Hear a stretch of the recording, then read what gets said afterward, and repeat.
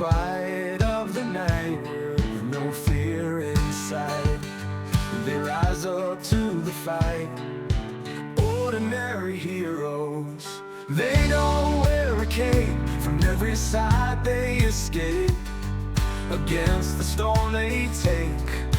Ordinary heroes, they keep us hoping, keep us going, with hearts wide open. Ordinary heroes.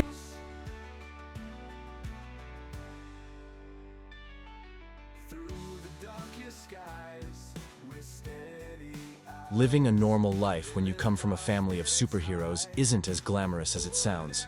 In fact, it's mostly mundane. Every morning, I wake up to the sound of my alarm clock, not to the call of duty. My name is Alex, and I'm the only member of my family without a superpower. My parents, the legendary Captain Justice and Lady Lightning, had high hopes for me when I was born.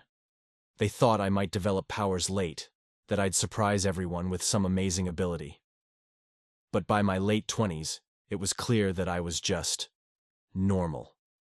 I work a regular 9-to-5 job as an IT specialist. My days are filled with coding and troubleshooting, a far cry from the heroic deeds of my parents and siblings. My sister, Spark, can control electricity, and my brother, Titan, has super strength. As for me, I can barely lift a bag of groceries without getting winded. Despite this, I have my hobbies to keep my spirits up. I love photography, and often spend my weekends capturing the beauty of the city. It's peaceful, and helps me forget about my lack of powers. I also enjoy tinkering with gadgets and technology, a skill that comes in handy at work and keeps my mind occupied.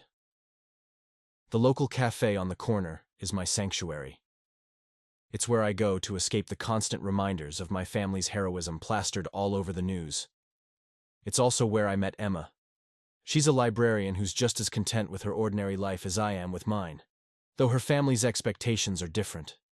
They're all champion squash players, and she's never picked up a racket. Emma and I bonded over our shared experiences of not living up to our family's expectations. We often joke about how we're the black sheep of our respective families, but there's an unspoken understanding and support between us that keeps us grounded. One evening, after a particularly grueling day at work, I sat down with Emma at our favorite corner booth in the cafe. We were discussing our latest hobbies. Emma had taken up painting, while I was experimenting with a new drone for aerial photography, when the news flashed a special report. "Supervillain Dr. Malevolence captures world's greatest heroes," the headline screamed. I felt a knot form in my stomach as I saw footage of my family, bound and powerless, being dragged away by the villain's henchmen. My heart sank. This wasn't the first time my family had faced danger, but it was the first time they'd been captured so completely. I felt a pang of helplessness and guilt. Shouldn't I be out there, doing something to help them? Emma grabbed my hand. "Alex, we have to do something." "But what can we do?" I asked, feeling the weight of my ordinariness. "We may not have superpowers, but we have each other," she said determinedly. "And we have skills. You know technology, and I know how to strategize." Her words sparked a glimmer of hope. Maybe we couldn't fight Dr. Malevolence head-on, but we could use our knowledge and skills to outsmart him. And so, as we left the cafe that night, a plan began to form. We were ordinary people in an extraordinary world. But maybe, just maybe, that would be enough to make a difference. They keep